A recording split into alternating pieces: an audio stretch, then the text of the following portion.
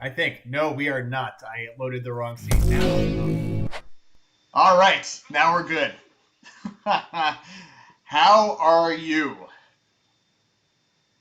I'm good, man. How are I you am doing? doing good, although apparently my internet is not doing so good because now you look a little bit choppy, but we will make it through. We're getting subspace interference. Yes, your internet probably is a little choppy. I'm not gonna lie. There's no Eric Berry. It's the wrong screen. There we are on the right screen. So let's talk about it. What's going on? So we are talking about episode number 3/4, depending on what order you're watching it in from Netflix or Amazon Prime. Uh, Unexpected, where Trip goes to a an alien ship to help them out. What were your initial thoughts on this episode? So, like the initial memory of this episode, honestly, I didn't know where the story was going. I know that we got the Zerillion in here. Our first is this our first appearance Yes. of the Yeah. Zerillion? So I know that this is getting them in there was pretty cool, but I didn't quite expect to go where the story was going. And then it's weird because I felt that like midway through, I felt like the episode was kind of like already like Right. coming to an end, but it came to like a whole nother. It felt like it came to a whole nother like chapter of the story. But I liked this episode. It just I think it's the weakest out of the ones we've seen so far. But I do think it's a great Trip episode. Um, so that was pretty cool. And again, anything kind of focused with Trip is always fun to me. And I also like the little gimmick too of like the anti gravity stuff that Right. was Right. going on the ship. I thought that was. Yeah. How about you? Well, the anti gravity thing I thought was funny because now I don't. Are there any shows anymore that do the like the cold open like that? Um, Like I don't think that's something that I've seen it's a in good really a question. Maybe while. the Watchmen does a cold Oh, open. that's right. Yeah, yeah, they kind of did. Um, I feel like there are a few shows. I think I don't know about Westworld. Like Watchmen for sure was a cold open style show. Maybe Breaking Bad might have Oh been yeah, another yeah, one. yeah. With Breaking Bad though, it was like those little. It would just be like a few second thing. Like we'd be staring at like the pink bear in the pool or something for Right. a brief period of time.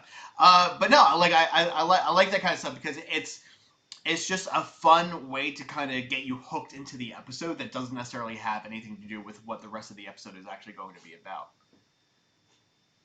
And I think that Star Trek's written in a different way, especially Enterprise, where it's like teaser, intro, act one, act two, act three, act four. It's very structured. I feel like that rain gets let loose a little bit as we get Yeah. through further seasons. But you could tell, like in this first episode here, they're still definitely trying to figure out either the tone of the show or the tone of the characters. And I think in this situation, we got a lot of the tone of the characters with with Trip in specific. Now Donnie Pearson, he says hello again, Josh and all. Hello, Joe. Sorry for the delay. I'm watching the NBC nightly news with Kate Snow on Seattle's King 5. We got Edward Sanchez also in the room. Thank you guys for joining us live Yeah. on Star Trek. So this episode to me, like I don't know that I would call it the weakest out of the. Well, actually no. I mean we've only seen that this is technically episode 3, so I guess I could say that this is the Yeah. weakest out of these first set. Um, but I didn't not like it. I thought it was fun. It felt kind of like a filler episode that didn't necessarily have to go anywhere. But like you said, it did do a lot to kind of set up Trip as a character. And when I was reading about the episode and the background information, uh, Connor Trenier was saying that he was given a little bit of freedom and leeway to try out different things with the character that set up different things for where the character was going to go in the future and how he was going to be portrayed. So I thought that was a really cool thing. There were other things in this episode that I thought were really cool too. Like we got our first look at holodeck technology, which is something that we kind of got familiar with in Next Generation, and we didn't necessarily realize how early Starfleet had actually seen this technology in action. Now, with what? By the way, Bryce is in the room. Welcome, Bryce. What other Star Trek kind of things did we see in this episode that were technically in canon the first time we saw them in terms of time. What do you mean? Like you were talking Right. about holodeck technology. Is there anything else from this episode that may have been like canon from previous episodes that we see them kind of working out their kinks, whether it be the teleporter or like phasers? Like, is there anything else that we kind of Not that. I mean, there was the like towards the end. There's the interaction with the Klingons, and the interaction that they had here. It doesn't really set anything up for the future, but it did give us like our first not actually I can't even say that it gave us our first not so friendly interaction with the Klingons because their first interaction when they went to Kronos wasn't really all that friendly either. it wasn't necessarily friendly, but it was. I felt like when they went to Kronos that first time, like they definitely respected them and let them go. Like I felt that, like the way that the Klingons treated Archer and his crew at that time, and like towards that first two episodes, it felt very much like it was like a sign of respect. Like, hey, you brought our guy back. Let's Right. get out, leave. Like, I feel like Klingons owe Archer one. I want to talk about the characters a little bit on this episode. Actually, before we get into that, is this the first time we see the Zerillion in Star Trek history? Yes. Yeah. Well, this would be like their first. Chronologically, this would be the first time that we met the species. Well, let me take it back. Is this the first time we see the Zerillion in Star Trek? Any other shows though? Yeah. As far as I know, I don't remember seeing them previously. But I don't know what Eric probably has a better handle on them than me. But as far as I know, I don't think I've seen them in any other series. Really? I mean, So I thought the Cerulean thing was kind of interesting because when you meet them, I don't think you quite know what to expect. And I feel that like there's this, and this is the whole premise of the show, right? right. Space exploration, but it also is encompassed with kind of like going out there and making your mark and letting people know who humans are and that we're like a non-combative race. And I felt like we got to see that, but it was weird. I mean, it wasn't weird, but it was kind of cool whether or not you knew what the Zerillians were up to. And it kind of like left you guessing. And then obviously when Trip has that moment with that female Zerillian, what was her name? I think it was, let me see. Is it Vorax? Vorax? Yeah. No, that was the other one. Give me one second. I've got a note here on it. It was Alen. Yeah. So when we see, that's right, Alen. So when we see her like and Trip have that experience, I didn't know what was happening, and I thought that I kind of knew where it was going. And also, this is interesting because this is also one of the first times we get kind of like I felt like there's a lot of comedy in this episode, right. like inherent comedy that kind of comes. Trip gets pregnant. In the third nipple thing, and you can almost see that even Jonathan Archer is just kind of like almost wants to bust his balls, but know that he's been taking it by everybody on this trip on the ship. So you could kind of tell that he's like, it sets itself up really well for comedy. Bryce says this episode's twist with Trip was hilarious. I couldn't agree. Exactly what I'm talking about. Like, I feel like it's a great Trip episode, but it also shows the comedic beats. Yeah, absolutely. And this one, there were a few interesting things to me in this. Like the whole thing with Trip having to come out of like decompression and calling Archer like every 5 minutes, being like, "Hey, can I get out of this thing yet?" Like it was set up as one of those like we were saying, it was set up as one of those episodes where it's just for us to get to know Trip as a character, so that going forward into the series, we know who he is and we know what to expect when we get something with him. But we also got this. It was interesting. It was almost like this acid trip sense, like when Trip got into that different ship's atmosphere, and he started, no pun intended, tripping out. Like it was interesting because like we didn't know how that was affecting him, and honestly, even when he was getting like these memories back or memories, kind of because what was going on in the ship, I wasn't sure if he was being infected by a drug that the Cerulean gave him, or if it was actually him, like being himself. So I thought that this episode built up the questions and the tension very well. I just felt that like when you're kind of putting it all together, it almost felt like two different episodes. No, I agree with that because like you said at the beginning there, when he's coming out of the decompression chamber and he's trying to adjust the atmosphere, it seems like there might be something a little bit more nefarious going on than what we had originally done, and they're constantly trying to get him to go and rest, and you don't know whether that's actually for his own good or whether they're trying to just get him to pass out so that they can try and like mine information from him, and then he wakes up and all of a sudden everything is just completely different. Hey, when do we start getting the hints of T'Pol and Trip? Do we start it here a little bit? Maybe a little bit, at least as far as them kind of becoming a little bit more familiar with each other and kind of getting friendly.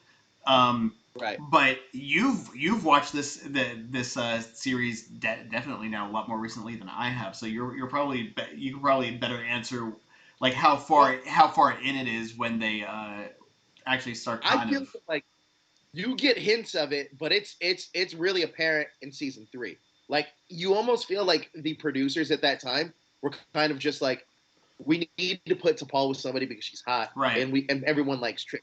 Because early on in the beginning, you kind of see T'Pol, like all the guys seem to be crushing on her, whether it be Trip, whether it be even Archer himself, or even Reed. I think that Reed has like a thing for her too, and even at a point there's weird, like even this tension with her and Phlox. So like it travels to everybody, but you definitely see the direction in season 3 where they go with Trip. Right. And again, I can only imagine. Like I think that Trip is the perfect person to kind of be the highlight of this episode, because the only other person that I would think would work in the role that Trip had in this episode is Reed, because I think Malcolm Reed could have played it like really funny, really comedic, especially with that his poshness, with that British kind of like tone to him, that regal tone that he has. I think that could have been a lot of fun. But I like Trip just being this naive Southern guy. Yeah, absolutely. It's something else that is kind of an interesting thing that happened here is this episode also kind of showed human arrogance in a way. Because if you think about it, obviously the ship, the Xyrillian ship, was a lot more advanced than the Enterprise. But for some reason, they thought, well, Trip is a good engineer. He can go over there and he'll know how to fix all of this stuff. Like, in what world would this guy who's like 200 years behind this other race really be able to go and fix something on their ship? And for the most part, they accept Trip on the ship as like being able to fix everything. And I agree with you. So actually, I didn't really notice that watching it. Like something to point out, like, yeah, you're right. There is this kind of like air of human arrogance about like what we can or can't do. But I mean, that also comes into play whenever Archer and T'Pol are going back and forth about, oh, well, we should do this, we shouldn't do this, and Archer is like almost always upfront about it too. He's like, listen, this is who humans are. We're the people who are going to go out there and just do things because we think we can, and we just have to do it. Josh, you have fun facts about this episode? Like any things prepared like that? We've covered a couple of things. I mean, because like this episode is fairly it's very character building with Trip. You don't really see this really at best, like you said, Josh. It is a filler. It's a fun filler, no doubt. It is a filler, and it did feel like it's two different episodes rolled into one. You could tell that the writing staff was they were getting their bearings here. They're getting their grounding, trying to figure out where things. Not a bad episode by any means. Just And there's one thing that I think I left out of the trivia here, and I don't remember if it was this episode or the next episode, because I kind of watched them both back to back. But in one of these, they stated how long they had been out again. And it was 4 weeks. 4 weeks. It was 4 weeks, so that just further solidifies what we were discussing in the last episode about the one piece of information that we had that said that they had been out for like 6 weeks, but then them saying in the episode that they had been out for 3. Now we know that they've been out for 4. So it's kind of setting up 1 week per episode, at least for the time being. Yeah, I mean, they in the captain's log, they spent 8 days just looking for this Aurelian ship, but so far they didn't have any luck, and that was at that time. Right. So, in terms of their actual timing,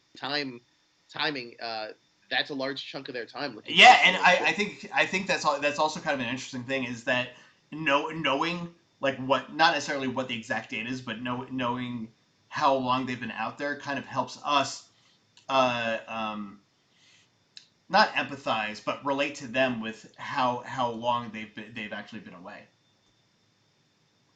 Exactly. So, what All other right, fun let's facts see you here. have? So we talked about this already. This episode features the first appearance of holodeck technology, but it's unknown whether Federation holodeck technology was developed later on their own, uh, just kind of secondary from this, or whether they contacted the Zerillians and got that technology from them. Because as we know from this episode, uh, the Zerillians and the Klingons kind of went back and forth with some of their technology, and it's probably also where the Klingons got their cloaking technology from too. But that wasn't really mentioned at all. I'm very. Do you know if the Zerillians show back up? Like, are they in Discovery or anything past? They're mentioned again a couple more times in Enterprise, but as far as I can remember, and their entry on the Memory Alpha doesn't have them referenced anywhere else. So I think they were created specifically for Enterprise. You would assume that, like, with so many things that the Zerillian kind of brought to the table, would revisit that race again. Absolutely, and maybe Right? in Discovery or in Strange New Worlds, maybe they'll show back up again. 100 Getting some years more men later. praise. Yeah, you're right. So let's see what's next. Next we have the mind reading sequence. They mentioned how Archer saved Trip's life in the Omega training mission, which was established in the previous episode when Trip was again tripping out. Right. Yeah, and that's a theme, right? Because so it's weird. I remember watching this episode and knowing that, like, so the last episode you have Trip kind of like not handling his emotions well, being from that atmosphere on that planet, and then you have this kind of stuff happening. And I was automatically like, man, they're really playing Trip out to be this flawed character. Yeah. And then you realize it's not necessarily a flawed character. They're really trying to make you experience like all the things as a viewer, as the POV right. Yeah. Trip is becoming, at least as of right now, he's the audience surrogate. Exactly. Let's see. So We got the Klingon battlecruiser that appeared in the episode was a reuse of the Katinga class model, which was from another series. So they just kind of took the ship and then retrofitted it to make it look a little bit different for it to be used here. Next, again, we kind of touched on this earlier. According to Memory Alpha, this is the first known hostile encounter between a Starfleet vessel and a Klingon ship. I don't know that I would really classify this as hostile though. Like it was, I wouldn't call it friendly, but hostile. I would say at best passive aggressive. Yeah, I would agree with that. Like it definitely wasn't what you would expect, like in terms of hostility. Right, yeah. To be hostile, I would have expected someone to threaten them. Hey, so it's interesting because I don't know why I always got this image of Star Trek is like I always thought that, like, you know what, it's always being about avoiding the fight, right? And it's always about talking it out. And Trip does that very well. I mean, Captain Archer does that very well. But I also feel that Captain Archer's one of the more adventurous captains, being like, you know what, here's the deal. I'm gonna con you. I'm gonna make shit up to get to, I'm gonna make you afraid. And if that doesn't work, fuck it. Like we're gonna go and we're gonna like beat you guys.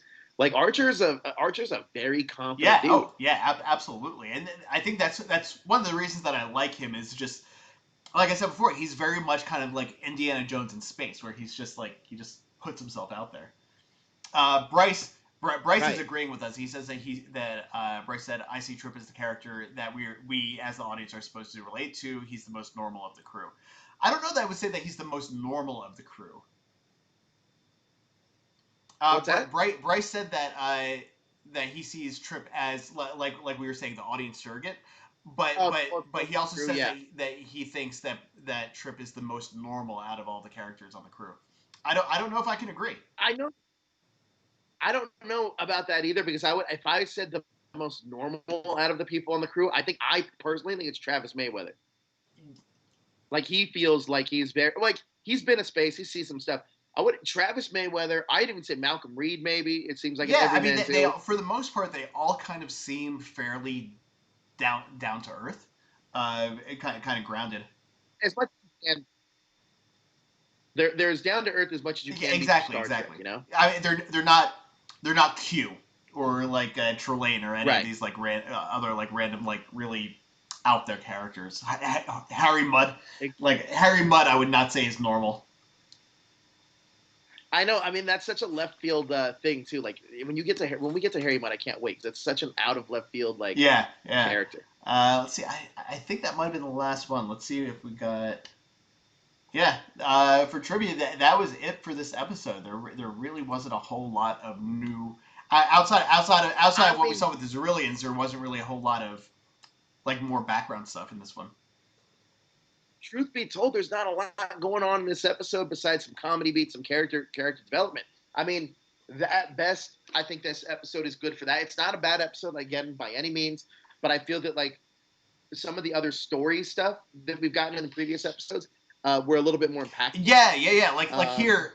Oh well, we learned that Trip's favorite fruit is catfish. uh, no joke. So after I saw this episode, I ordered legit catfish and pecan Nice. pie, like catfish and pecan pie because that's a Trip specialty.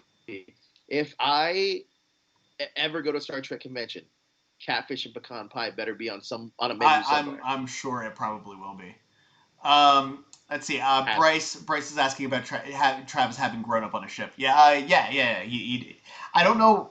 Did he grow up? a cargo Yeah, ship. Yeah, a cargo ship. He grew up on a cargo ship with his family. and they The traveled what around was it called? a lot. They did. Like Travis is definitely the most well. I think one of the most well traveled crew members on that crew. But I think I don't know the most down to earth. I would say Trips on that list. Malcolm Yeah, Reed is too. I think Malcolm Reed's there to do his job and kind of like he wants to explore, have fun. But I find them very similar characters. They just handle things in yeah. I very mean, different ways. I don't honestly. Archer is like he just seems like a normal guy to me. Just he's a normal guy that's in that situation. Right. And I mean, sometimes I think that it's kind of crazy that, like, I don't know. I feel that, like, there's been lots of mentions of Jonathan Archer throughout Star Trek lore from the past. And now we get to see the dude that becomes this legend. I think it's pretty cool. Absolutely. Because it's for me, Enterprise would almost be like if we had heard about Kirk, or like the first crew of the Enterprise, and then later, like instead of Discovery, we had gotten a show about Kirk. Like it's what it's a Right. this show is a history lesson. Right. Exactly. And I think, I mean, look, and that's the thing, right? Because I always was like, well, in Star Wars, the prequels, like, what's the point of them? Because I know where Right. Anakin ends up. But in this situation, it's like, yeah, I do know what happens with the future of Starfleet, but it's a fascinating story how we get there. And like I think, like I said, when we start diving into that Zindi stuff, and when you start diving into like the character development of Jonathan Archer, and then you get the High Council with Mm-hmm. to Paul. Like once you start seeing that stuff kind of line up, you get to see the world kind of flushed out the way that you expect it to, but it doesn't get there in the conventional way that you think it would in terms of Star Trek, Yeah. which I think is Absolutely. cool. So okay. So I've got a question for you about the interaction between Trip and Allen, the engineer from the other ship.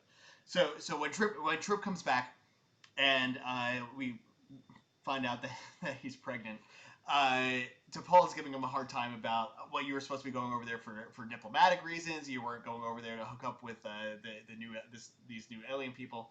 And Trip says, "Listen, I was nothing. You know, I didn't have any of that on my mind.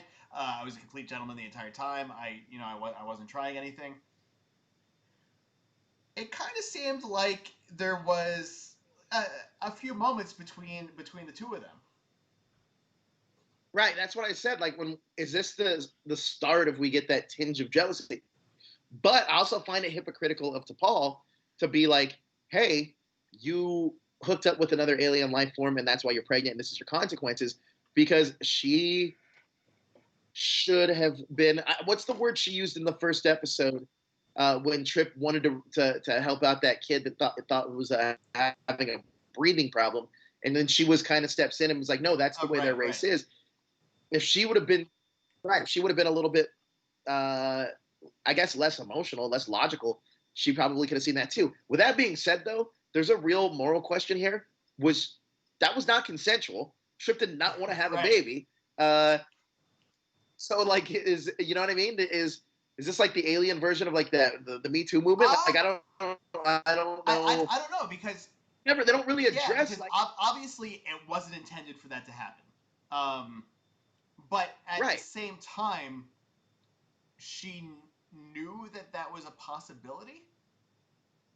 Right. So it almost felt like it's this weird unknowing one night stand where only one of the people knew that it was going to be a one night stand. It's really bizarre. Well, and I think that's honestly what I like about Star Trek is that it raises those kind of questions. That's what is the moral thing to do? Because from her perspective, she might not have thought that it would have happened because, like you said, with the granules, which never would I do that.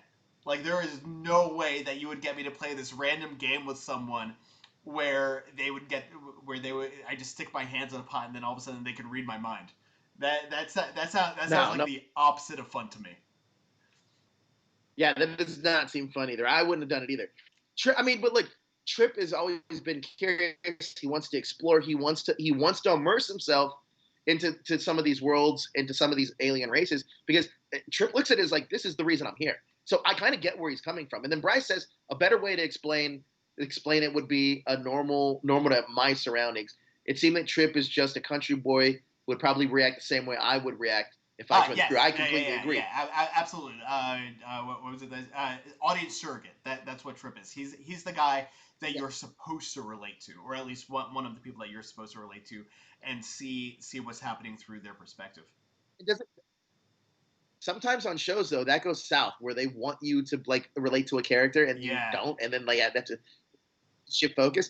I'm glad that Star Trek was able to like execute that well, because does every crew have like an everyman that everybody's like, oh, I really like this guy? I mean, with the original series, that guy was probably Bones, where on the one hand, he's a dude from the future who knows all kinds of things and is a super smart doctor. But on the other hand, he's also the guy who's calling everyone out on their bullshit and is like, listen, trying to get to the bottom of what's actually supposed to be happening and trying to make sure like sanity is instilled somewhere. Next Generation. I don't know if I could say that it's Data, but it's kind of Data because Data. That's interesting. Would be the android is your everyman on that show. It would have to be either him or like Geordi, because Data is the guy who's constantly trying to figure out what's going on and what people around him are doing. But Geordi's the guy who's like, he just wants to get a date. Like he's just trying to find, would do his job and be a good crew guy. Because with TNG, I can't think of anyone else who would be just like the regular everyday person. I mean, there might not be one in certain crews because the mission, even though the mission is very similar, there's still different circumstances. But and different crew members, by Next Generation, everyone kind of knew what was going on. I mean, Barclay, the dude from the A team, was sort of that way in the episodes that he was in. So, yeah, with Next Generation, I would say it was completely dependent upon the episode. The audience surrogate would have almost always been a different person, I think.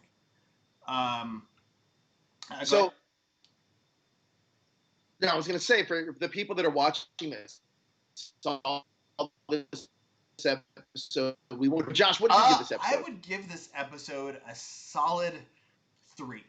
Like I don't think it was bad. I'm, I don't think it was great. It was just kind of it was there. Better than a bad episode, but not as good as a great episode. I mean, you kind of needed to understand Trip a little more. So it's like if I was reading a comic book that's Trip focused, it might not be super important to the overall story, but it's super important Right. if you like that character. And I think that like just for that alone, and I do like Trip. So for that alone, I'm gonna give it a 3, even though it doesn't really. I mean, it does advance the plot just to let you know that like especially when the Klingons show up, they're like, hey, this is the way that we're gonna handle it. And it does kind of So it does I kind of like set that up aspect. their relationship with the Klingons going forward, because at the end, the Klingons were like, "Listen, our debt to you is paid. We're good." Right. Right. So Bryce gives it a 6 out of 10, which is technically still a 3 out of 5. So it looks like we're on the same page there. This episode, very. I mean, again, I hate when even saying middle of the road doesn't sounds like a dig, even though it's not, because this show's phenomenal. But I would say it's a middle of the road for this show, because this show has so many. I would say episodes. so far. Again, just based on the fact that we're only three-ish episodes in, this episode was okay. Going forward, I'm sure we're going to see episodes that I think are worse than this one, but I'm also pretty sure that we're going to see episodes that I think are better. Right. And Josh, I know that Lower Decks is going to be starting up pretty soon. You want to tell everybody what might be happening for that? We're still kind of working out the details. So Lower Decks premieres on, I believe it's Friday. It's the 6th. So that's actually Thursday. So yeah, it's Thursday. Thursday is the first episode of Lower Decks, and we are working on figuring out how we're going to do our reviews for it. So right now it looks like it's going to be we're going to get a couple of the Illuminerdi cast members to sit down, watch it, give us like a brief 5 to 10 minute review of it, and we'll be cutting that into our episodes of Riker Maneuver. So we'll discuss the future episodes of Enterprise for a while, then we'll take a quick break, have the review of Lower Decks, and then come back to our discussion. Yeah, but I mean, this episode's so short that I don't think there's much more to talk about. I agree. One. Those first 3 that we talked about has a lot of a lot of meat on those bones. We're still kind of getting to know everyone. There was still a lot going on. This one was all right. Trip gets pregnant. They figure out how it happened. They find the people responsible, and they get it taken care of. That's right. That's pretty much about it. It's very self-explanatory, and it's very easy to like. It's ingestible, and it's very easy. Like, okay, I'm ready for the next one. Yeah, exactly. If ahead of time I had known what I know now about this episode, I probably would have had us put this episode and the next episode together. I agree. I think that would have made the show a little bit more meaty. But we got next episode. What is the next episode? What is the next episode? The next episode. Give me 1 second here. I've got it up. I think I have it. It's Terra Nova. Terra Nova, yes. So that's the one where they find the lost the colony that kind of went missing. I actually kind of dig this episode, so I'm excited to talk about it. I believe, if I remember correctly, I liked this episode, and I think the next episode is, or not the next episode, but the one after that is the one that I was just kind of like, eh. Yeah, well, I mean, the next episode feels very Twilight Zone. So we're getting back to this Trip thing in this episode with him getting pregnant was a sci-fi twist, but I think that's more of a modern day sci-fi twist actually, where you would see that in like one of the new like Jordan Peele like Twilight Zones, whereas Terra Nova feels much like that Rod Serling. I would agree with that. Bryce says, are they dropping all the episodes on Lower Deck at once?